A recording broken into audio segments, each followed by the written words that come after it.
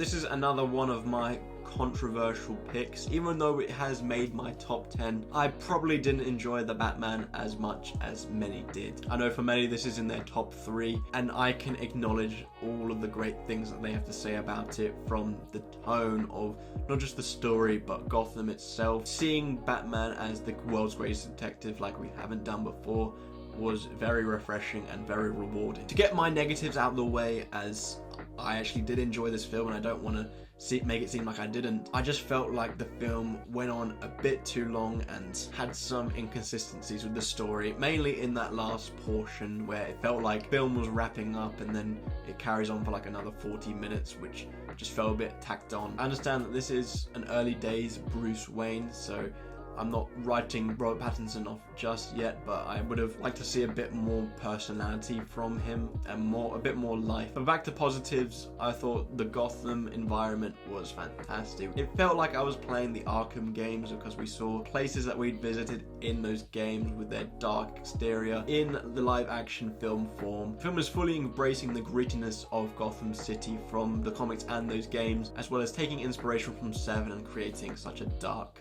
detective story. Dano was fantastic as the Riddler, a real standout for me, and this world that Matt Reeves has set up, I can't wait to explore further.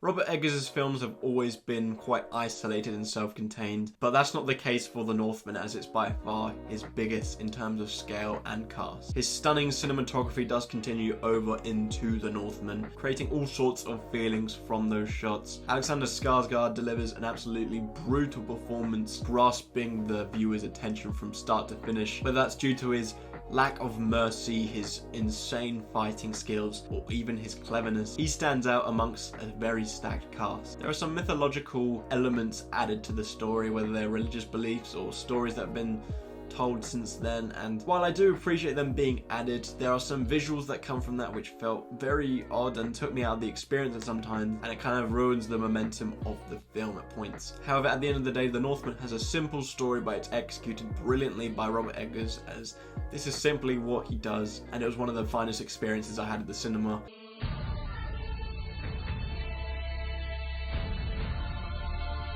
I watched Avatar for the first time back in 2020 when we were in the middle of a pandemic. Funny enough, it is my first review I've ever posted, my first video, and I highly recommend that you don't watch that, as it is dreadful. But if you did happen to watch it, my opinions pretty much stayed the same since then. I'm not a massive fan of Avatar. I can really appreciate the world building it creates and the special effects, of course, but from a story standpoint, I thought it was very mediocre, but I did see potential in it. So fast forward 13 years later, James Cameron finally releases his latest film, and that happens to be the sequel to Avatar, Avatar: The Way of Water. Expectations were high from most for this film. For me, I thought it was just going to be another story like the first, but I was sucked into this world and even into the story and emotions of the characters within it, so this actually exceeded expectations for me. Jake Sully and Neytiri weren't the strongest of characters in my opinion from the predecessor, but here their children take the spotlight and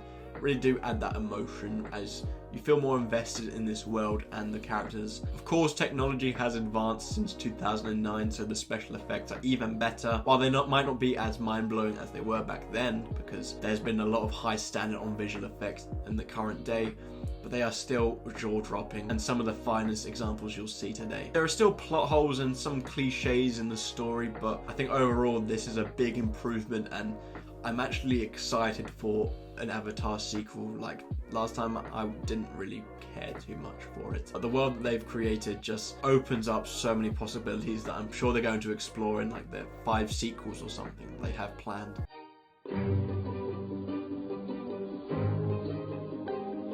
The menu caps off a very strong year for horror, with yet another unique addition into the genre. If you were to read a screenplay for this film, you'd find it quite silly. However, the way it's pulled off with its quirkiness and beautiful cinematography makes for actually quite a pleasant time viewing, as it is quite a captivating experience. Even without knowledge of this film going into it or of the genre, you can tell something's off whilst the film plays out. There's an eerie atmosphere that does linger on for quite a while, and as it progresses it starts to become more apparent. Ralph Fiennes helps cement this tone, filling that creepy role needed. Aside that quirkiness, the cast really does help it succeed with what it's going for. Anya Taylor-Joy provides another fantastic performance. She has such a great dynamic with Ralph Fiennes in this film. Their interactions make it what it is. The menu does slowly dial up the insanity as things go on, maybe to the point where it gets a bit over the top for some, but for me, I thoroughly enjoyed the menu.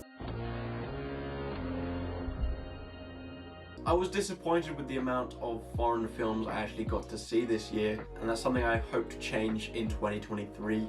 But there is no doubt All Quiet on the Western Front was one of the best out there of 2022. The war genre is very saturated and there's not many things which can stand out these days or do anything too different, but this remake manages to do that. The formula is very familiar, but the perspective is what makes this so intriguing. We see it from the point of view of naive young students who want to enlist just so they can be a man, and how they were brainwashed into that perspective was what made this truly unique. Once they do enter the battlefield, you see things go wrong. You see the brutality through their eyes and just the sheer shock that comes with that. I thought the direction of this film was magnificent. The feeling of sorrow is hammered home with this war film, as you feel such a connection to these characters, which leads to many emotional moments.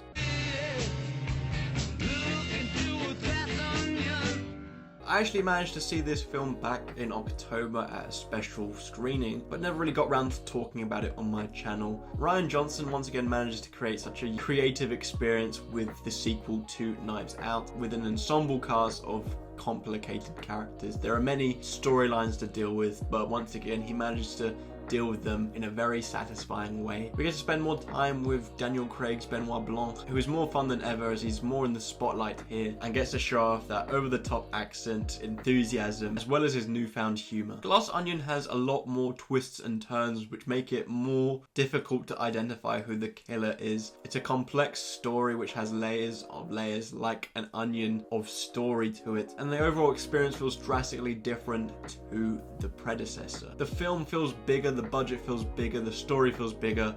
While I don't prefer it to Knives Out, I can certainly appreciate that this is a very solid sequel to it and is a fantastic watch. It might get a bit silly at the end for some, it didn't bother me too much, but still, this is one of the finest whodunits in recent times. Ciao, Papa, mio Papa, time has come to say farewell.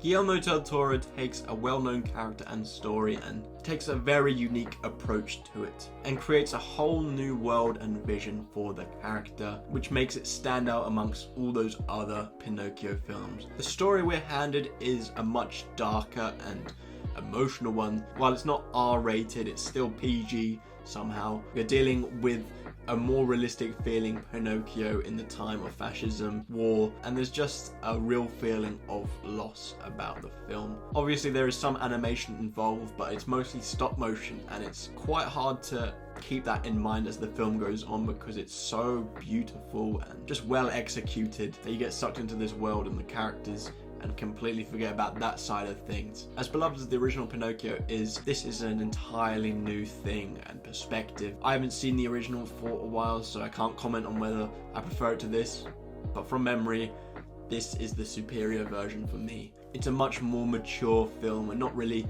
directed towards kids. The older viewers are going to get more out of it than the younger ones, but the way this film tells its story is just so beautiful with how you deal with loss. You may not realise how stacked this cast is, I certainly didn't. We had the likes of Ewan McGregor, Cate Blanchett, Christoph Waltz, Finn Wolfhard, Tilda Swinton, Ron Perlman.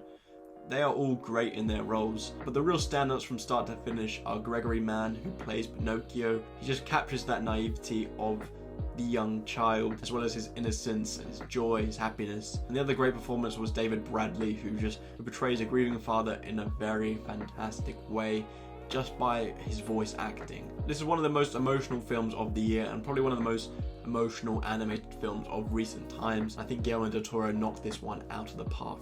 But I ain't worried about it right now. Keep them dreams alive. 1999 heroes. Top Gun is known for perfectly capturing the 80s tone of films with its cheesiness. I've never been a huge Top Gun fan. I'd say that I only watched it for the first time back before the sequel came out. And after watching the first Top Gun, I thought, what more can they do with this film, with this franchise? You know, you'll tell a story which will be forgotten in a few years, but my expectations were completely off, as Top Gun Maverick is one of the finest cinematic experiences of the year. This isn't that cheesy, campy film from the 80s, because that simply wouldn't work in this day and age.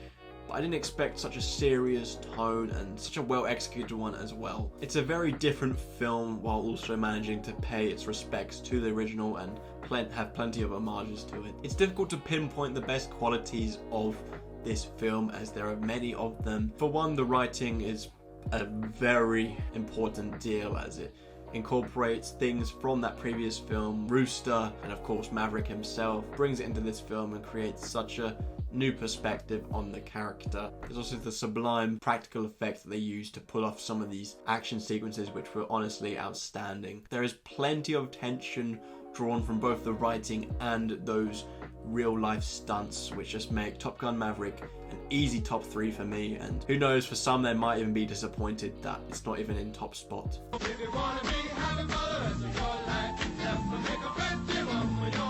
Over the years, Steven Spielberg has created some fantastic films, whether they're fun family films, action films, or just the story of real life tragic events. But none have been as personal as The Fabelmans, which tells the story of Spielberg's childhood and how he got into the profession of directing. As you know, this is the director telling his own story.